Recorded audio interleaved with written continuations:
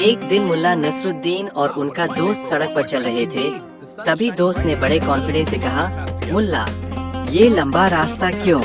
उधर देखो, कितना सीधा सादा शॉर्टकट है। मुल्ला मुस्कुराए और बोले, भाई, शॉर्टकट दो ही तरह के होते हैं, या तो सच में छोटे या फिर इतने लंबे कि इंसान अपनी सोच पर पछताए। दोस्त ने मुल्ला की बात अनसुनी की और अकड़ के साथ शॉर्टकट में कूद पड़ा, लेकिन अगले ही कदम में कीचड़ में फंस गया, पत्थरों पर फिसल गया, झाड़ियाँ कपड़े खींचने लगी, कहीं मुर्गियाँ भागी, कहीं बिल्लियाँ चीखती हुई दौड़ी और दोस्त का सारा घमंड मिट्टी में मिल गया। उधर मुल्ला आराम से चाय पीते बैठे थे। दोस्त हांफता हुआ पहुंचा और बोला, मुल्ला, तुम्हें कैसे पता था? मुल्ला ने चाय का घूंट लेते हुए कहा, तजुर्बा दोस्त, हर वो रास्ता जो सबसे आसान लगता है वही अक्सर सबसे मुश्किल निकला करता है।